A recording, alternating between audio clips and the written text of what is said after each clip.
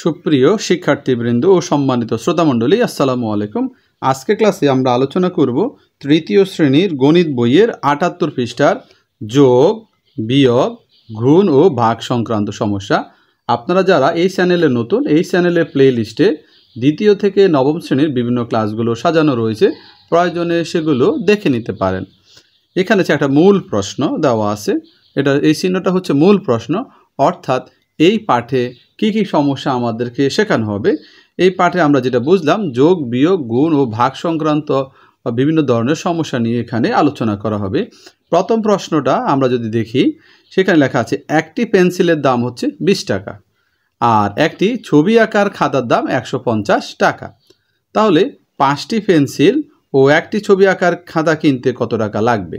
যেহেতু একটা ছবি আঁকার খাতার দাম আছে 150 টাকা, একটা ছবি আঁকার খাতার দাম 150 টাকা আমাদের এখানে দেওয়া আছে, তাহলে আমাকে কি বের করতে হবে? 5টি পেন্সিলের দাম বের করতে হবে। এখানে একটি পেন্সিলের দাম দেওয়া আছে 20 টাকা, তাহলে 5টি পেন্সিলের দাম কত সেটা আমরা প্রথমে বের করব। চলো আমরা সমস্যাটির সমাধানে যাই। তাহলে আমরা লিখতে পারি, প্রথমে আমরা লিখব একটি পেন্সিলের দাম 20 টাকা। একটি পেন্সিলের দাম কত? 20 টাকা। তাহলে 5টি পেন্সিলের দাম কত? নিশ্চয়ই আরও বেশি। একটি পেন্সিলের দাম 20 টাকা হলে 5টি পেন্সিল কিনতে আমাকে আরও 20 টাকা লাগবে। তাহলে বেশি হলে কি করতে হবে? গুণ করতে হবে। এই জন্য আমরা 20-এর সাথে 5 গুণ করলাম। 5 দুগুণা 10, 100, অর্থাৎ 5 20 100। আবার বলি, 5 শূন্যে 0, 5 দুগুণে 10, তাহলে কত হলো? 100, অর্থাৎ 5টি পেন্সিলের দাম হচ্ছে 100। এবং প্রশ্নে উল্লেখ করা আছে 5টি পেন্সিল ও একটি ছবি আঁকার খাতা কিনতে কত টাকা লাগবে। তা আমরা লিখব 5টি পেন্সিল ও একটি ছবি আঁকার খাতা কিনতে লাগবে। তো 5টি পেন্সিলের দাম হচ্ছে কত টাকা? 100 টাকা। 5টি পেন্সিলের দাম হচ্ছে কত টাকা? 100 টাকা। আর একটি ছবি আঁকার খাতা কিনতে আমার লাগবে, প্রশ্নে উল্লেখ করা আছে 150 টাকা। তাহলে 100 টাকা আর 150 টাকা, এই দুটো আমাদেরকে কি করতে হবে? যোগ করতে হবে। যদি আমরা যোগ করি তাহলে কি পাবো? 0 আর 0 যোগ করলে হয় 0, 5 আর 0 যোগ করলে হয় 5, 1 আর 1 যোগ করলে হয় কত? 2। তাহলে 5টি পেন্সিল ও একটি ছবি আঁকার খাতা কিনতে আমার কত টাকা লাগবে? 250 টাকা। এই জন্য আমরা লিখব অতএব 250 টাকা লাগবে। আশা করি বুঝতে পেরেছ। না হলে আমি আবারও বলছি, একটি পেন্সিলের দাম 20 টাকা, তাহলে 5টি পেন্সিলের দাম নিশ্চয়ই আরও বেশি। বেশি হলে গুণ, 20 আর 5 গুণ দিলে হয় 5 20 100। এবার বলা হচ্ছে 5টি পেন্সিল ও একটি ছবি আঁকার খাতা কিনতে কত টাকা লাগবে। তো 5টা পেন্সিলের দাম 100 টাকা আর একটা ছবি আঁকার খাতার দাম 150 টাকা। দুটো যদি আমরা যোগ করি তাহলে 250 টাকা। 0 আর 0 যোগ করলে হয় 0, 5 আর 0 যোগ করলে হয় 5, 1 আর 1 যোগ করলে হয় 2। অতএব 250 টাকা লাগবে। 6টি জুড়ির প্রতিটিতে 30টি করে আম আছে।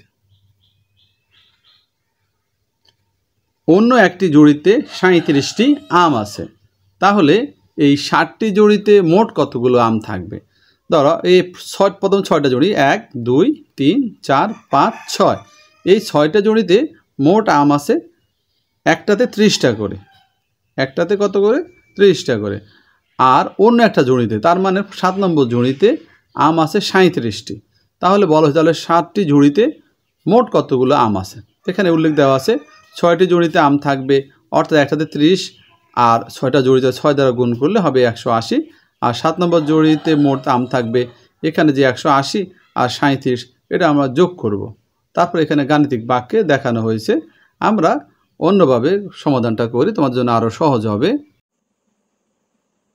52 মহিন একাডেমির ক্লাসগুলো দেখার জন্য প্রথমে সার্চ বারে লিখবে 52 মহিন, চ্যানেলের লেখার উপর ক্লিক করবে। তাহলে এখানে তোমরা চ্যানেলের প্লে লিস্ট পেয়ে যাবে। প্লে লিস্টে ক্লিক করবে। প্লে লিস্টে ক্লিক করার সাথে সাথে চ্যানেলের ক্লাসগুলো তোমরা দেখতে পারবে। তোমার প্রয়োজনীয় ক্লাসের উপর ক্লিক করবে। ক্লিক করার সাথে সাথে যে ক্লাসটা তোমার পছন্দের সেই ক্লাসটা তুমি সিলেক্ট করে নেবে। ধন্যবাদ সবাইকে। আসসালাম। আমরা লিখলাম একটি জুড়িতে আম আছে 30টি, তাহলে 6টি জড়িতে আম আছে আরও অনেক বেশি। বেশি হলে কি গুণ, 30-এর সাথে 6 গুণ। যদি আমরা গুণ করি 6 0 0 3 6 18, 6 0 0 3 6 18, 180টি আম আছে 6টা জড়িতে। 6টা জড়িতে তাহলে আম আছে কয়টা? 180টি। এবার আসো আমরা তাহলে 60টা জড়িতে মোট কতগুলো আম আছে, তা আমরা লিখব মোট 60টি জড়িতে আম আছে। একটা জড়িতে আম আছে 180টি, অন্য জড়িতে আম আছে 37টি। এটার প্রথম 6টা জড়িতে হলো 180টি আর 7 নম্বর জড়িতে হলো 37টি।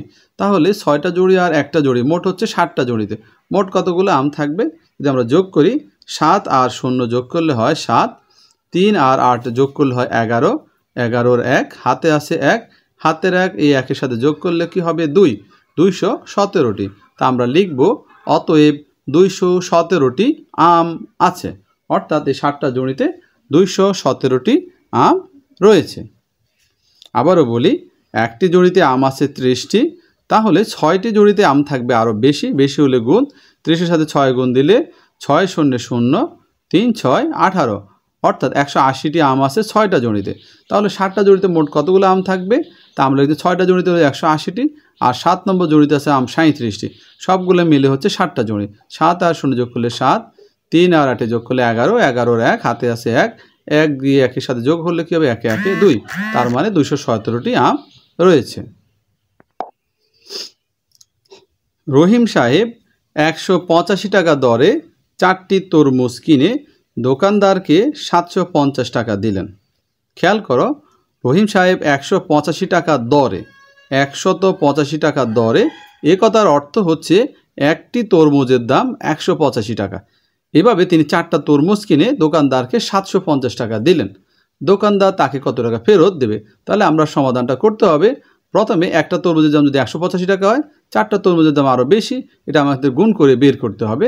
এরপর আমরা দোকানদারকে দিলাম 750 টাকা, তরমুজের খরচ কত, তা দোকানদারকে যে টাকা দিলাম সেই টাকা থেকে তরমুজের খরচটা বাদ দিলে যেটা থাকবে সেটা দোকানদার আমাদেরকে কি করবেন? ফেরত, ফয়িকার র, এটা ত হবে, ফেরত দেবেন। তা আমরা লিখলাম একটি তরমুজের দাম 185 টাকা, একটি তরমুজের দাম 185 টাকা।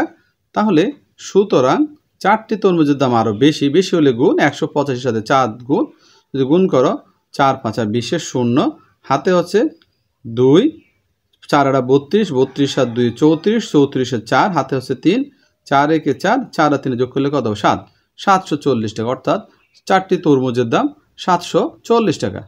এবার দোকানদারকে দিলেন, কত টাকা দিলেন তিনি? 750 টাকা। আর তরমুজের দাম হচ্ছে 740 টাকা। তো দোকানদারকে যে টাকা দিল, দোকানদার কী করবে? তার তরমুজের দামটা রেখে দিবে। তাহলে আমাকে কী করতে হবে? ওখানে বিয়োগ করতে হবে। বিয়োগ করলে কতটা ফেরত দেবেন? 0 থেকে 0 বাদ দিলে 0, 5 থেকে 4 বাদ দিলে হয় 1, 7 থেকে 7 বাদ দিলে আর কিছু থাকে না, অর্থাৎ 10 টাকা তিনি ফেরত দেবেন। তাহলে আমরা লিখতে পারি অতএব 10 টাকা ফেরত পাবেন। কত টাকা ফেরত পাবেন?